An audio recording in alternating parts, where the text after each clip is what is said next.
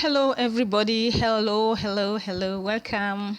Welcome to the workshop on financial planning for sewing businesses. Yay! You're welcome.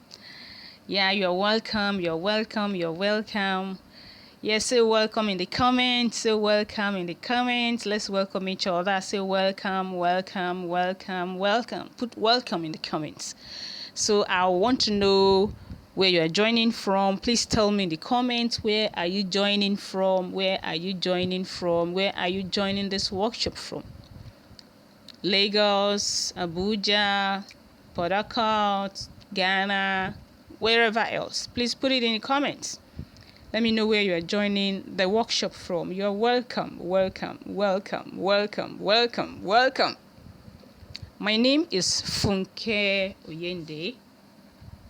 I am your host, I am your facilitator for today, and I'm so glad you are able to make it to the workshop. Yeah, you're welcome.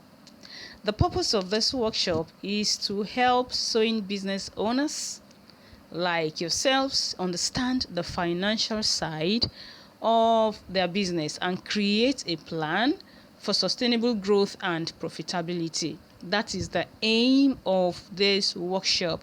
We want to know how we can grow our businesses and inject more profitability into our business by understanding the financial side. Many solopreneurs, unfortunately, do not take care of the financial side of their business. They only focus on the production, on the manufacturing, but financial side is what will bring growth, is what will make your business to grow and be profitable. So there is no way you can go anywhere if you don't take the financial side of your business very, very seriously. After all, we are in business for profits. Is that not so?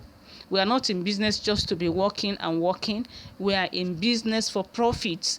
And there is no way you can make profits and grow if you don't know anything about the financial side of your business. So you are in the right place to grow your business. There is going to be a gift for everyone who stays till the end of this workshop. So you want to make sure you are one of them. So make sure you stay through till the very end. Don't jump out along the line. We will be covering a range of topics, including this: understanding sales trends and patterns, making informed decisions about pricing and product development, identifying opportunities for growth and improvement, setting prices, creating a budget, and managing expenses. So by the end of this workshop, you will have a better understanding of your sales patterns and how to use that data to make informed decisions about pricing and about product development. Are you ready?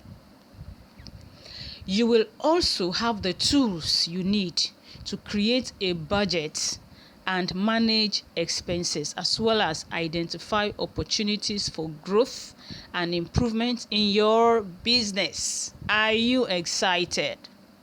Yes or yes? Before we start, we want to get to know each other and your business. Want to know each other and know your business better. So can you please tell us about your business? What kind of sewing products do you offer? Put that in the comments. What kind of sewing products do you offer? Are you a fashion designer? Do you sew for women? Do you sew for men? Do you sew for children? Are you a bag maker? Are you an interior decorator? Are you into headgear? Just put them in the comments. Let's know the kind of sewing product you offer. Put them in the comments. Let's know you. Let's know what kind of product you offer. Yes. Let's all check the comments to see, so that we know each other. You see the person that is into the same industry, the same niche with you. You can even meet your prospective partners right there in the comments. So please just put them in the comments. Are there any specific questions or concerns that you would like to address during this workshop? You would like to have answers to those concerns? Okay, put them in the comment section below also. Put them there. There will be a time for Q&A later on. Now, what does the word solopreneur mean? What does it mean? It means entrepreneurs or business owners who are in the sewing industry. You sew. Whatever you sell in your product, you sew. Whether they're bags or headgear or interior, soft furnishing, interior decor.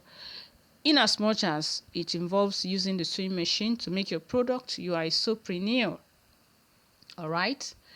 Great. Let's begin by diving into the first topic, which is understanding your sales trends and patterns. The first step to success in any business is by understanding your sales pattern. Get it right. Get that right from the onset, that the very first step to success in any business whatsoever is understanding your sales pattern. Tracking sales data is crucial for understanding which products are selling well and which ones are not, and how sales are affected by different factors such as seasonality, promotions, and the competition. By the competition, I mean other business owners who are selling the kind of product you are selling, other solopreneurs who are also selling your kind of product. They are your competition. So it is your sales data that will help you to see how these various factors affect your sales. This information is crucial for making informed decisions about your pricing, product development, and marketing. The first step in tracking your sales data is to choose the right tools. And what are those tools? Spreadsheet software like Microsoft Excel, yes, or Google Sheets. You can also use this accounting software such as QuickBooks if you know how to use that. So these are the tools you can use for tracking your sales data. Spreadsheet or Microsoft Excel, Google Sheets, or QuickBooks. Once you have chosen your tool, then you need to start collecting data. This can include, what data are you going to collect now? Number of products sold each day. Whatever you are selling in your sewing business, you need to keep the record of how many of those products do you sell each day. If you sell more than one product, how many of each of them do you sell per day, per week, per month? The revenue generated by each of those products, and any relevant demographic information about your customers, like the names of your customers, their gender, their phone numbers, their addresses. It's also important to note any external factors that might have affected your sales, such as holidays. Does holidays affect your sales? Your sales, does it go down during holidays, or does it increase? New competitors coming into the space, is it affecting your sales? Or changes in consumer trends? These are various factors that can affect sales. I also, after you have collected this data, you can now start to look for patterns. You start to, watch out for patterns after collecting your data. Some common patterns include seasonality. That is, at a particular season, you see that sales shoot up. At another time, when that season is over, sales might subside. For example, let's say you are a bag maker. You notice that during the holidays, that is, let's say July, August, September, when schools are about to resume for a new session, the demand for school bags, lunch bags skyrockets. You see that that product is like seasonal. You may have sales at other times of the year, but that is when you have your peak sales. Also, as a fashion designer, you know that during festive season, let's say it's Christmas time or other time of the year when there are some festive season, you see that a lot of people, a lot of customers are coming to make new clothes because of the season. Also, we have product life cycle. These are, sales pattern for you to observe that during a particular season, you see that your sales skyrocket or dip. Then you can also know that product life cycle, there is something we call product life cycle. That means how long does it take after a customer buys a product from you before they will need to come back to buy that product again. That product has a life cycle. Let's take school bag for example again. That a school bag, if it's quality, it's very good. And your customer cannot be buying it every time. If it's every time, then that means it's poor quality. If you're selling quality product, that customer may not need it again till like a year or 2 years after. So the time that you should get in touch that madam, your children's school bag needs to be replaced. The one you bought was so time ago. You understand? So there are products that have life cycles, and the impact of promotions and advertising also. So when you run promotions or you do advertising, you see that your sales skyrocket as a result of your promotion. So these are patterns you are going to observe from your sales data that you are keeping. For example, you might notice that certain products sell well during the holiday season, or that certain demographics are more likely to purchase your products.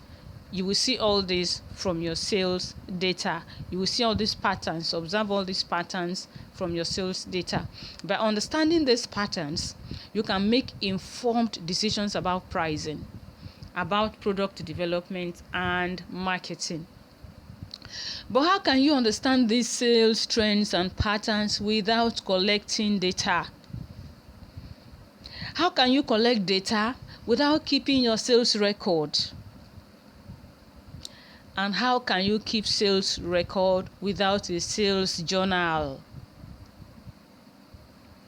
Type yes in the comments if you use a sales journal to keep your records. Right now, type yes in the comments if you are using a sales journal to keep your sales record. And type no if you are not. Type yes if you are keeping your sales record. Type no if you are not. Type. I'm waiting to see your responses. Yes. No. Okay, let's go to the next slide, which is making informed decisions about pricing and product development. Understanding costs is essential to making informed decisions about your pricing and product development. You need to understand costs. The cost of your materials, the cost of your labor, your overhead cost. All this will impact the price at which you can sell your products and still make a profit. To determine your costs, you need to track the expenses associated with each product or service that you render, that you sell. So that means that you need to keep record of how much your materials, everything that is involved in making that product, you have to include it in your expenses. Put them in record. Once you have a clear understanding of your costs, you can start to set your prices.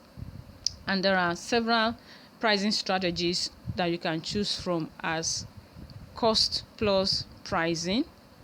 We also have value-based pricing. We have competition-based pricing.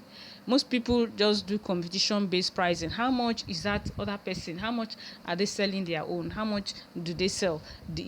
All your pricing is based on what your competition charges. No, that is not the only way. Yes, you can charge the normal prices others are selling, but that is not the only. Sometimes the value that you bring into your product, into your service, is higher than what your competition offers. So there's no way your product or your service can always be the same price as those of other people, and you should communicate that value in your marketing so that your customers will understand why.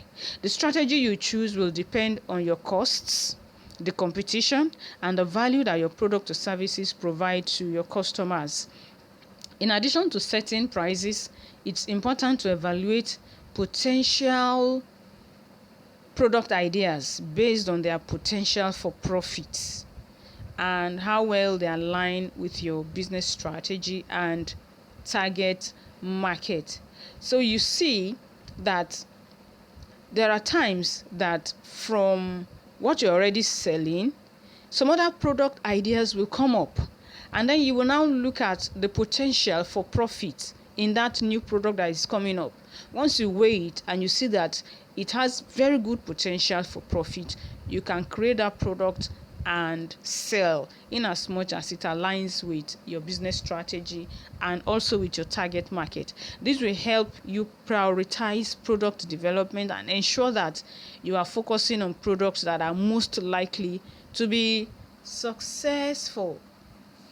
So let's look at the third topic, which is identifying opportunities for growth and for improvement.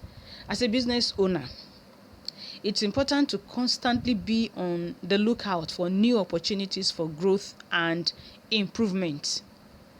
One way to do this is by identifying new market opportunities. By understanding your target market and competitors, you can identify untapped market segments and develop new products or services to target them. That is why it's very important for you to do all this research before. Once you know your target market, you know their needs, you know what they are looking for. If what other businesses, your competition, are selling, there is a void. Let me take for example, as a bag maker, there are times maybe you are targeting high class women, professional women, corporate women, and you sell corporate handbags. But at times you see that some of those bags may not have enough compartments for them to put their car keys, and put some other things. And then you now go ahead and create a new product that has what is lacking in the products that are already in the market. Your target market will be very happy that you are able to give them what they want. If you are in the baby products arena, you sew and sell baby products, baby bed, baby blanket, and many other baby products like that. There are times that some mothers, they notice that the particular product that is available, there is something that is lacking, that these mothers are willing that, oh, I wish I can get the one that will be like this, I will have this. So if you as a solopreneur, as a business owner, you can notice all these gaps. After all, you communicate with these customers and they tell you their needs, they tell you the deficiencies they see. It's a very good opportunity for you to now go and make the product that will that will supply that lack in the market, that will meet the expectations of your target market, and they will gladly buy. So that is why you need to understand your target market and then be able to tap into that market segment and develop new products and services to help your target customers. Additionally, it's important to streamline operations and identify ways to improve efficiency and reduce costs. That's very important also. If you see that by sewing yourself, it's taking you a lot of time, if you see that, well, I have just so many number of hours in a day. If I pay some outsourcers to produce this thing for me, I will pay them, but that time I'll be able to use it to do some other things that will bring more growth, more sales into my business. So it's very important for you to streamline the operations of your company, of your business, and identify ways, to improve efficiency and reduce cost. If you see that maybe you some machines or whatever you have, you're not really using them, you're just servicing them, you can dispose of them. Or the machines you have, they are not as efficient, and so as some new ones, they are not very efficient. You can sell them and buy the new ones that will help to make your work faster, neater, and more qualitative. So don't just let things be as they are. You are always looking for ways to improve the efficiency of your business and also reduce cost. Diversifying revenue streams is another way to explore in order to increase the revenue of your business coming into your business. So you can make sure you don't put all your eggs in one basket. And that does not mean you should start selling every kind of sewing product. No. In your particular niche, you can create new products in your niche that will align to your niche without unnecessarily stressing out yourself. And because I see some people, they are sewpreneurs, they are making headgear, they are making otogele, making turban, they are sewing clothes, they are producing bags, they are into interior decor. No. In your own particular niche, you can create more products and diversify. You can introduce services in your niche without unnecessarily stretching yourself into other niches. That's what we mean. And then by so doing, you'll be able to diversify your revenue streams and make more revenue, bring more revenue into your business. You can do this through new product lines coming into your business, through new services, or even through partnerships. You can create or form partnerships with some people, some other sewpreneurs, some other businesses that are complementary to yours. You may not be selling exactly the same product or services, so they will promote your business in their own business. They will promote what you're selling to their own audience, to their customers, while you do the same for them. So you'll be tapping into a new market, into their own audience, and they also tap into yours, and you'll be increasing your revenue streams that way. So we'll now go to the next one, which is setting prices.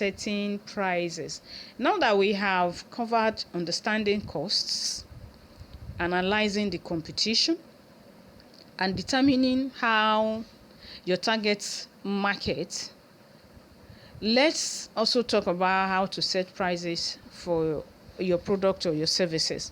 It's important to remember that pricing should be based on the value that your product or your service provides to the customer, and not solely on the cost of production. We said that earlier on.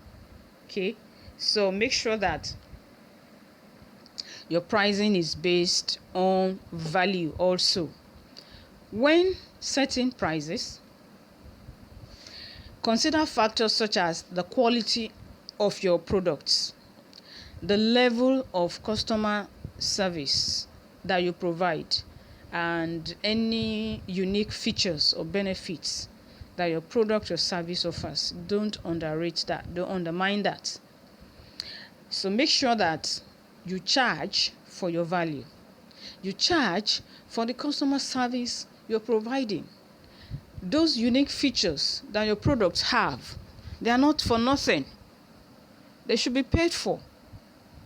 All right, so you put all those in the price you offer your product or services for. Additionally, you may want to offer different prices for different customer segments. That means that you may want to have different price point. That, okay, if you're not able to buy, what I mean is you can divide your product or service into different levels. So if somebody is not able to afford the highest level, you can go for the middle level or the low level. So you can break your product or service into tiers, so that you will find your different customer segments, be able to find the one that they can buy. You see, that is very popular today. Look at detergents, look at beverages like Bonvita, Milo. You see that there are different levels. If you cannot buy the big or biggest size, you see the medium, you see the sachet, even vegetable oils too. So let's learn from that. Don't make your product only one size fit all. Have different levels, so that different customer segments will find the one they can buy. You can also offer discounts for bulk purchases. Somebody buys a particular product in bulk, of course there should be discount. You cannot pay the same amount like somebody who is buying in single units. Okay, so let's quickly look at the next topic, which is creating a budget. Creating a budget is an essential step in financing. Is a very important step in your financial planning as a sewing business owner. A budget will allow you to plan for expenses and revenue. It will allow you to identify areas where you can cut costs and also set goals for growth. And in order to create a budget, start by setting income and expenses categories. Okay, so you have income and then you have expenses. Those are the two categories. This can include such items like material cost. So all these ones will be under your expenses. The cost of your materials, the cost of your labor, the cost of advertising, rent, any other thing that will mean you're spending money will go under expenses. Even cost of transportation to buy those things, and all those things will be under your expenses. And also your income. Sometimes your income is not only through your sales. You have your income coming in through your sales. Sometimes you have interest income. Maybe you have some investments and you are receiving interest on those investments, so it's also an income. Maybe you are doing commission work for another business or something, because there are some people, some solopreneurs, they help other solopreneurs to produce their product in production, and they get commission. So all the various kinds of income you have, or maybe you are doing part-time job, yes, it's part of your income. So put all those things under your income. The various types of income, put them all under your income, and then all your expenses under the expenses category. If you are running advertising, put it under your expenses category. Next, you're going to forecast your income and expenses for the upcoming period, maybe on monthly basis or annually. You're going to make a forecast that, okay, this month, how much am I expecting to make? You forecast, you make okay, this month forecasting that I will make $2,000. or any amount in your own currency. And then you're going to work towards that, because of the forecast. You are forecasting to earn $2,000, and you're going to work hard to make sure you hit your target for the month and then for the year.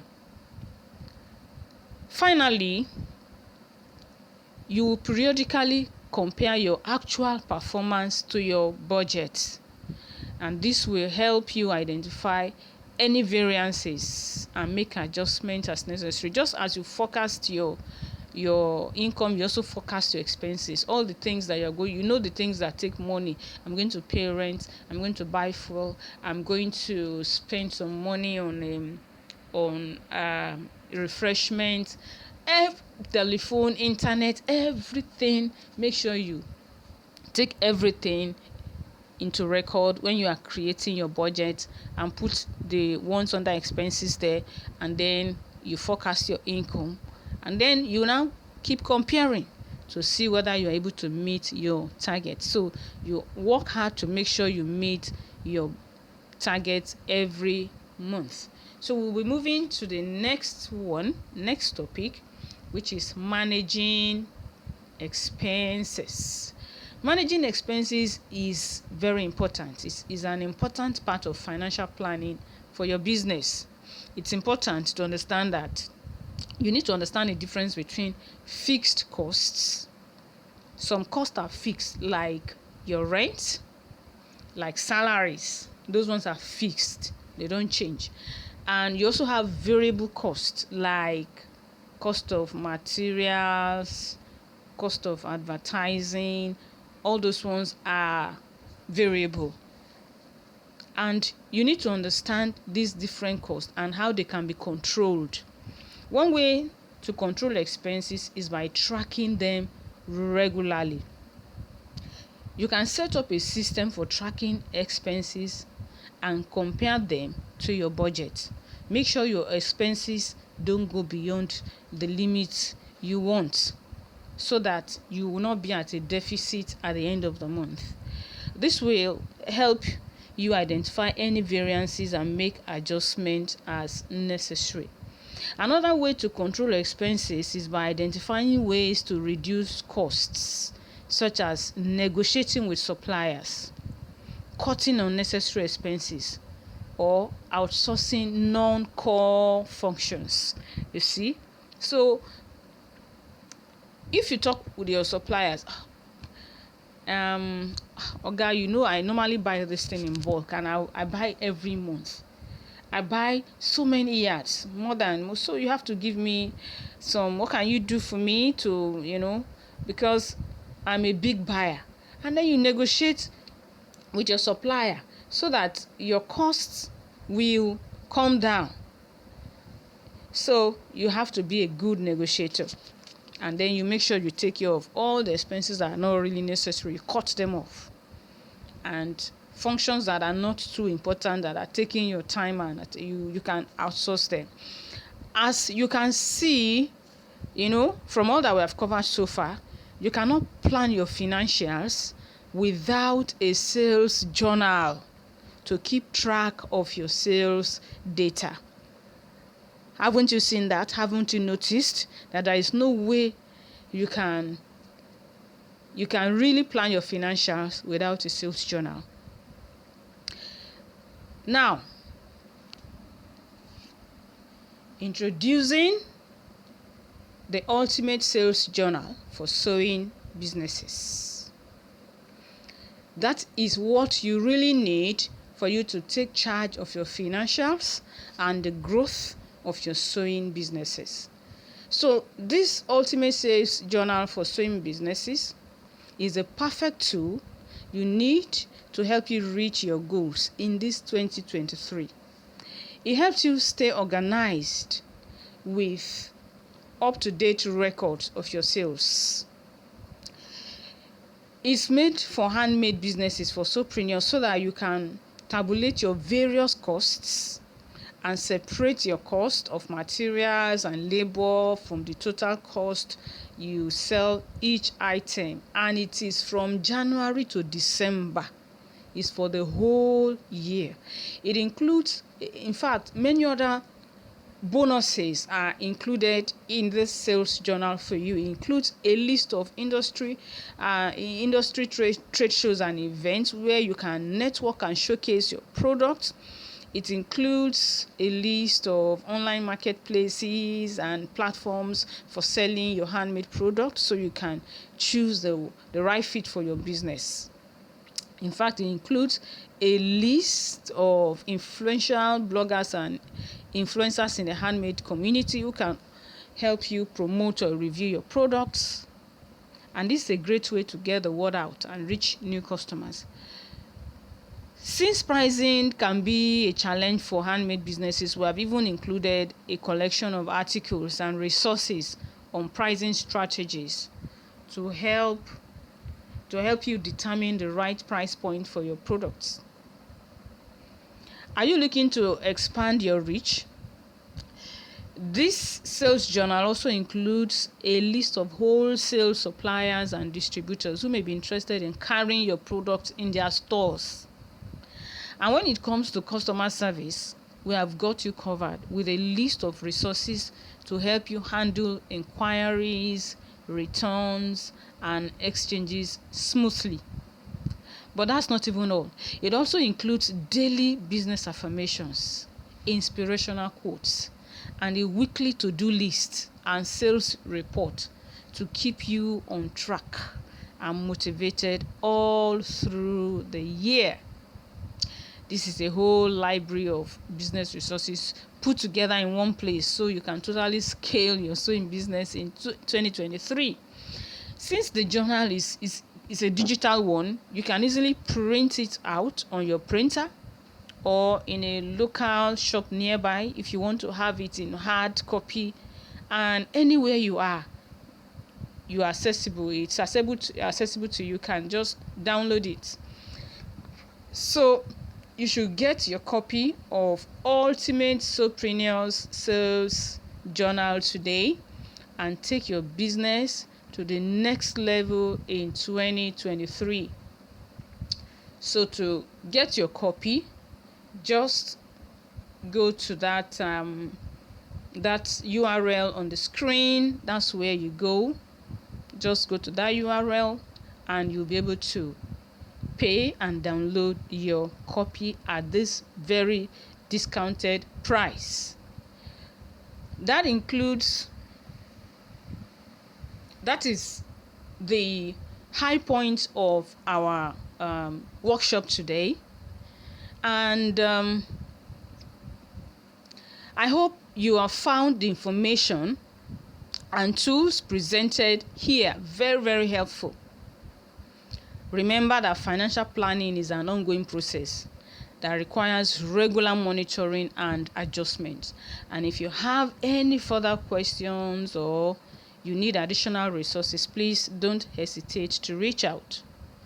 So for those of us that have stayed through to this point, I will be giving you a copy of product pricing templates for you to know how to price your product appropriately. So just send me an email at funkeoyende@gmail.com to download, to get a free access. I'll send it to you. So just shoot me at an email at funkeoyende, just one word, nothing in between, funkeoyende@gmail.com to get your copy. And it's just for those of us that are here now, not for people that will maybe watch later or see this video later. Okay, so I will be taking questions right now. So whatever questions you have, put them in the comments and I'll be answering them. So I want to thank you very much for your attention. Thank you for coming, and I wish you greater success and profitability in your sewing business in 2023. Thank you.